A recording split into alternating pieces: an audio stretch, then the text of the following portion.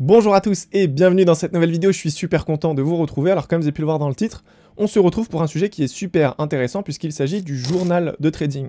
Donc très clairement, le journal de trading, c'est quelque chose qui est indispensable pour vous traders, que vous soyez débutant ou expérimenté. C'est vraiment quelque chose que vous devez mettre en place. Donc pour toutes les personnes qui ne savent pas ce qu'est un journal de trading, je vais dans un premier temps vous expliquer en quoi ça consiste. Et dans un deuxième temps, vous allez voir comment l'optimiser. Donc c'est vraiment une vidéo qui est super intéressante. C'est un sujet que j'aborde beaucoup au sein de mon école de trading. Donc pour toutes les personnes qui ne sont pas au courant, il faut savoir que mon école de trading est à présent ouverte au grand public. Donc pour toutes les personnes qui veulent se former sérieusement au trading, n'hésitez pas directement à regarder le premier lien en bas de cette vidéo, car pour cette occasion, j'ai tout simplement mis en place une formation offerte de 1 heure sur le trading, bien sûr. Ça vous donnera comme ça un aperçu du contenu que vous pouvez retrouver au sein de mon école. Donc pour vous donner une idée, il y a plus d'une centaine de vidéos et plus de 50 heures de formation. Donc c'est vraiment quelque chose qui est complet. Et il y a également bien sûr un accompagnement personnalisé au quotidien pour vous accompagner durant ce processus. Alors en ce qui concerne maintenant le journal de trading, on va voir ensemble en quoi ça consiste et surtout comment le mettre en place. Donc avant tout, qu'est-ce qu'un journal de trading? Donc pour faire simple, un journal de trading, c'est un outil qui est souvent sous forme de tableau et qui répertorie donc l'ensemble des informations concernant vos prises de position sur les marchés financiers. Donc c'est vraiment quelque chose qu'il faut utiliser au quotidien. Je pense que vous l'avez compris, à chaque fois que vous allez prendre position, vous allez donc utiliser ce journal de trading pour écrire à chaque fois différentes informations que je vais pouvoir vous partager durant cette vidéo. Alors quel est l'intérêt d'avoir un journal de trading? Tout d'abord, sachez qu'un journal de trading permet par exemple de savoir quelles erreurs ont été commises par le passé. Donc le but ici sera d'étudier nos erreurs afin de ne plus les reproduire. Donc vous l'avez compris, le but du journal de trading, c'est surtout de pouvoir donc utiliser nos anciennes prises de position pour les étudier et pouvoir les améliorer. Vous l'avez compris, si on n'a pas de journal de trading, ce sera très compliqué pour nous d'étudier des anciennes prises de position. Donc si on fait des erreurs et qu'à chaque fois on fait les mêmes, malheureusement, si on n'a pas de journal de trading, ça va être très compliqué d'améliorer notre trading ou de perfectionner notre stratégie. C'est un petit peu comme des joueurs de haut niveau, que ce soit dans le football, le basket ou autre, les joueurs ont tendance tout simplement à revisionner des précédents matchs pour voir un petit peu les erreurs qu'ils ont pu commettre. C'est le même principe pour les boxeurs, etc. Dans le trading, c'est exactement la même chose. Étant donné qu'on ne peut pas forcément se filmer, ou alors ce serait quand même assez pénible de se filmer à chaque fois qu'on rentre en position, ce qu'on va faire, c'est qu'on va tout simplement prendre en note notre comportement. On va pouvoir bien sûr analyser aussi notre entrée, notre sortie, etc. Et c'est que comme ça qu'on va pouvoir donc améliorer notre trading. Donc voici un exemple de journal de trading. Donc c'est pas mon journal personnel, c'est simplement un journal que j'ai pu mettre en place pour cette vidéo pour que ça vous donne un visuel et que ce soit plus parlant. Mais vous pouvez prendre exactement le même et le dupliquer et l'utiliser donc au quotidien. Ça ne posera aucun problème. Il faudra simplement changer donc les données en fonction donc de vos prises de position, vous l'avez compris. Donc on va essayer d'étudier tout ça ensemble et de comprendre comment on va pouvoir utiliser ce journal de trading pour améliorer nos performances. Donc ici on peut voir qu'il y a différentes cases.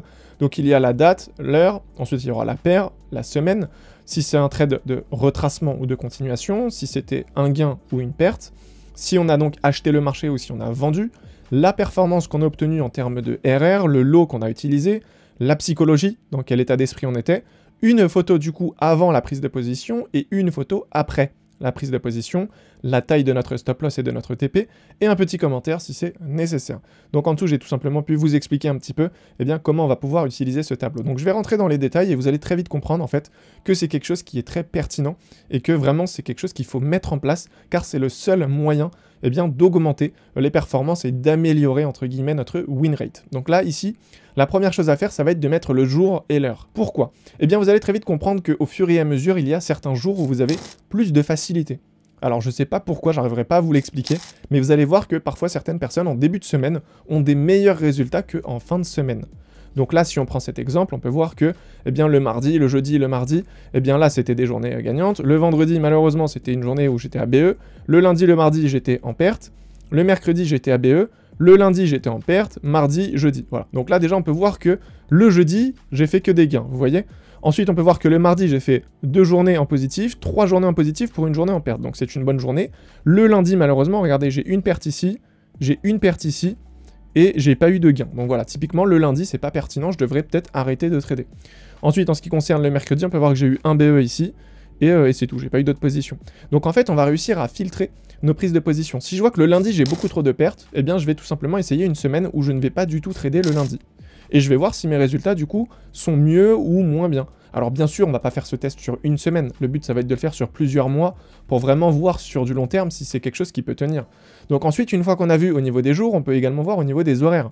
Peut-être que certaines personnes auront de meilleures performances en tradant le matin.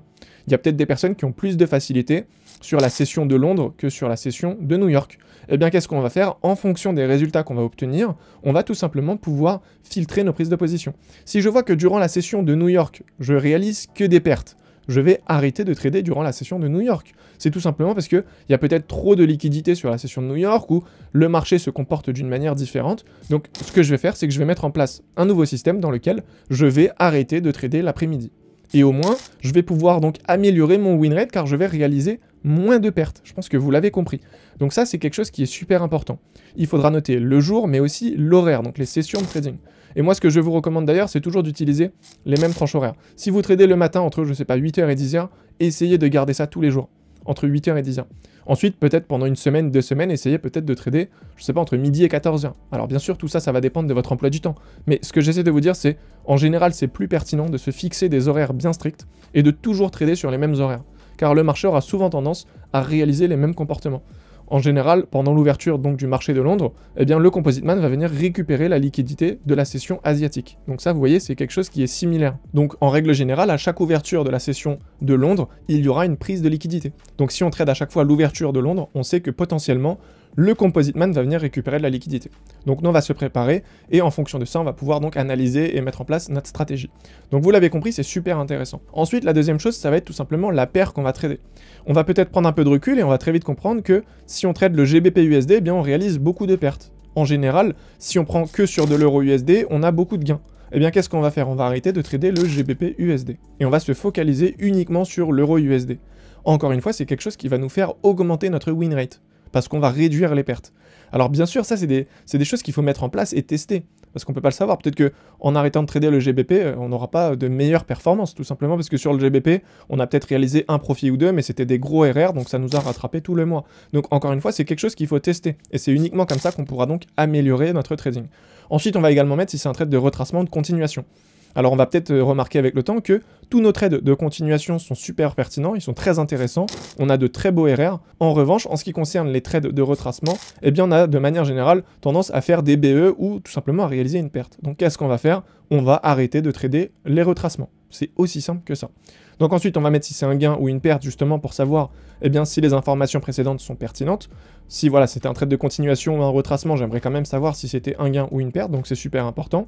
Le RR qui a été touché, parce que comme j'ai pu vous le dire, peut-être qu'on va trader le GBP, on a fait une perte, peut-être qu'on a fait un gain, on a pris que 2 positions sur le mois, mais si moi mon gain c'était un gain sur 8 R et que ma perte c'était moins 1 R, je fais un bilan, je suis quand même à 7 R de positif.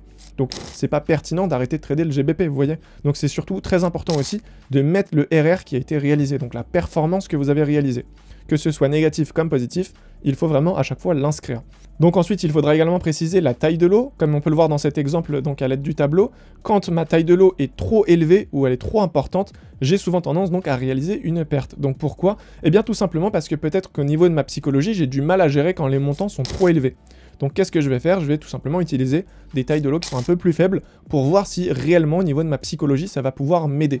Donc ça encore une fois c'est quelque chose qui est important et qu'il faut préciser. Ensuite bien sûr il y a la psychologie, notre état du moment. Donc quand on était en train de trader, comment on était? Est-ce qu'on était en forme? Est-ce qu'on était fatigué? Est-ce qu'on était heureux? Est-ce qu'on était triste? Ça c'est des choses encore une fois à mettre.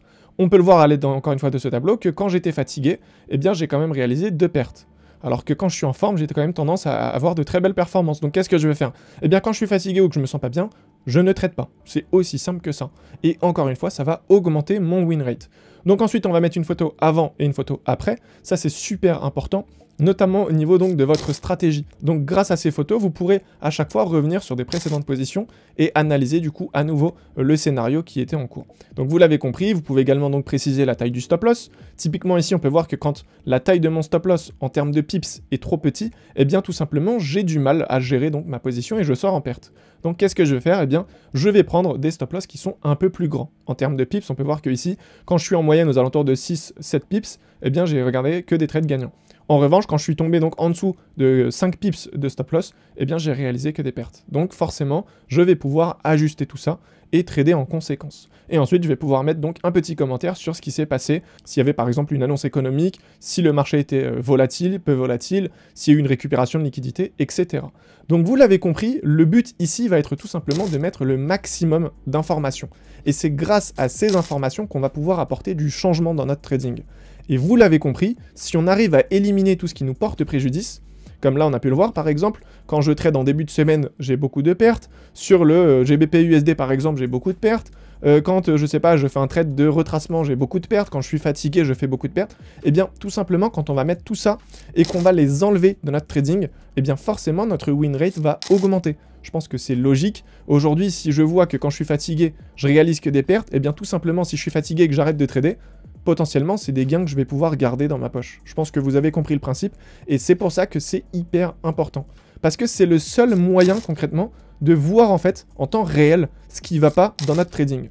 Parce que quand on réalise un take profit, un TP, et que voilà, le scénario s'est réalisé, on ne se remet jamais en question, je pense que vous êtes d'accord avec moi. Dans notre tête, on est les rois du monde, on a tout compris, donc on ne remet jamais rien en question. En revanche, quand on commence à réaliser quelques pertes, forcément, on a tendance à se remettre en question. Et dans ces périodes, c'est quand même très important d'avoir un journal de trading pour pouvoir donc étudier en profondeur ce qui pose problème. Je pense que vous l'avez compris.